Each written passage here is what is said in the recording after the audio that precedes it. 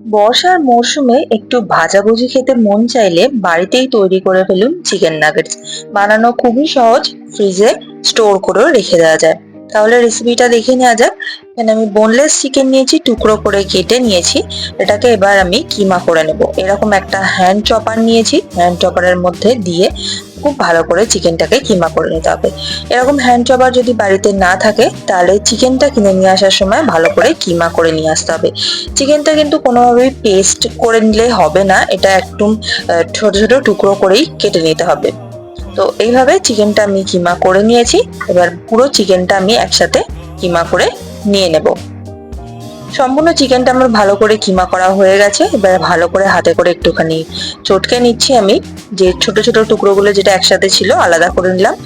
দিয়ে দিলাম পেঁয়াজ বাটা বড় চামচের 2 চামচ, দিয়ে দিলাম আদা বাটা, কাঁচা লঙ্কা বাটা আর আদা বাটা, আর সাথে একটুখানি দিয়ে দেবো গোলমরিচের গুঁড়ো, দিয়ে দেবো স্বাদ অনুসারে নুন, আর দিয়ে দিচ্ছি প্যাপরিকা পাউডার। প্যাপরিকা পাউডার যদি না থাকে বাড়ির যে নর্মাল লঙ্কার গুঁড়ো সেটাও কিন্তু ব্যবহার করা যায়। আর দিয়ে দিলাম 4 থেকে 5 চামচ মতন ব্রেড ক্রাম।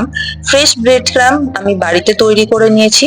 জাস্ট পাউরুটিটাকে একবার মিক্সিতে ঘুরিয়ে নিলেই তৈরি হয়ে যাবে। আর দিয়ে দিলাম অল্প করে একটুখানি সাদা তেল, জাস্ট একটু ময়েশ্চারের জন্য। খুব ভালো করে মিক্সচারটাকে একটুখানি মেখে নিতে হবে।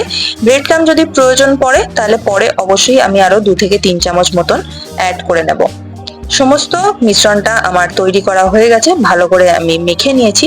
ঠিক এইরকম কনসিস্টেন্সিতে তৈরি করতে হবে যাতে হাতে লেগে না যায়। তো এইভাবে ছোট ছোট পোর্শন হাতের মধ্যে নিয়ে এইভাবে গোলা করে নিতে হবে। চিকেন নাগেটস যেহেতু ছোট ছোট হয় সেই জন্য খুব বেশি বড় করার দরকার নেই। একটু ছোট ছোট সাইজ করে এইরকম ভাবে গোলা তৈরি করে সমস্ত মিশ্রণ থেকে এরকম ভাবে ডিভাইড করে নেব। আপনারা আপনাদের পছন্দ মতন আকারে এই নাগেটস গুলোকে তৈরি করে নিতে পারেন। আমি মিডিয়াম সাইজের রাখছি, চাইলে কিন্তু আরেকটু ছোট করে একদম বাইট সাইজও করে নেওয়া যায়। নাগেটস গুলো আমার সবকটা ডিভাইড করা হয়ে গেছে। এবার ব্রেড ক্রাম কোটিং করে নিতে হবে। এখানে আমি নিয়েছি ফ্রেশ ব্রেড ক্রাম, বাড়িতে তৈরি করা। ঘরের পাউরুটিটাকে একবার মিক্সিতে ঘুরিয়ে নিতে হবে, তাহলে এরকম ব্রেড ক্রাম তৈরি হয়ে যাবে। কিন্তু পাউরুটিটা যেন অবশ্যই একদিনের পুরনো হয়। এবার ব্রেড ক্রামের মধ্যে দিয়ে দিলাম সামান্য একটুখানি নুন আর সামান্য একটুখানি লঙ্কার গুঁড়ো। খুব ভালো করে এটাকে আমি মিশিয়ে নেব। যাতে ক্রাম কোটিং এর মতো একটু টেস্ট আসে সেই জন্য নুন আর লঙ্কা গুঁড়োটা দিয়ে দিলাম। এবার একটা করে এই চিকেনের মিশ্রণটাকে নিয়ে ভালো করে ব্রেড ক্রাম্বে একবার রোল করে নিতে হবে। তারপর এটাকে হাতে করে আকার দিতে হবে। চাইলে কিন্তু এটাকে গোল শেপেও রাখা যায়, আমি এখানে চৌকো করে তৈরি করে নিচ্ছি। তো এইভাবে হাতের সাহায্যে এটাকে চৌকো করে তৈরি করে নেব। আরো একবার এটাকে ক্রাম্বের মধ্যে ভালো করে দিয়ে কোট করে নেব।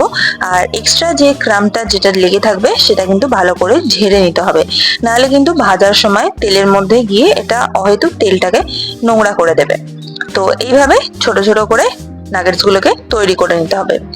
তো এইভাবে ব্রেড ক্রাম কোটিং করে কিন্তু নাগেটস গুলোকে অনায়াসে ফ্রিজেতে স্টোর করে রেখে দেওয়া যায়। একটা এয়ারটাইট কন্টেনারের মধ্যে ভরে এটাকে ফ্রিজারের মধ্যে স্টোর করে রেখে দেওয়া যায় 5 থেকে 7 দিন পর্যন্ত। এইভাবে আমি সমস্ত নাগেটস গুলোকে ব্রেড ক্রাম দিয়ে কোট করে নিয়েছি। এটাকে এবার 5 থেকে 10 মিনিটের জন্য ফ্রিজে রেখে দেবো। তারপর এটাকে ফ্রাই করে নেব। ফ্রাই করার জন্য কড়াইতে দিয়ে দিচ্ছি আমি সাদা তেল। তেলটা ভালো করে গরম করে নেব। তারপর এখানে এক এক করে নাগেটস গুলো দিয়ে হালকা লাল করে ভেজে নেব।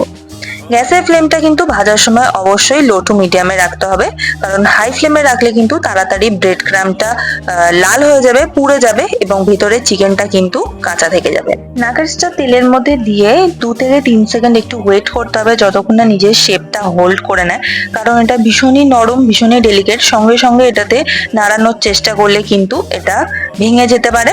তো 2 থেকে 3 সেকেন্ড ওয়েট করে এটাকে উল্টে পাল্টে এইরকম গোল্ডেন করে ভেজে নেব। তারপর এটাকে এরকম একটা ছান্তার সাহায্যে খুব ভালো করে তেল থেকে ছেঁকে নিতে হবে। চাইলে কিন্তু টিস্যু পেপার দিয়েও এক্সট্রা তেলটাকে অ্যাবজর্ব করে নেওয়া যায়। এখানে যদি আপনারা ডিপ ফ্রাই করতে না চান তাহলে অবশ্যই এটাকে শ্যালো ফ্রাই করে নিতে পারেন। অল্প করে একটুখানি তেল দিয়ে এটাকে এপিট ওপিট করে গোল্ডেন করে ভেজে নিতে পারেন। না হলে এটাকে এয়ার ফ্রাই করে নিতে পারেন বা মাইক্রো ওভেনেও এটাকে বেক করে নিতে পারেন। আপনাদের পছন্দ অনুসারে নাগেটসটাকে ভেজে নিতে পারেন।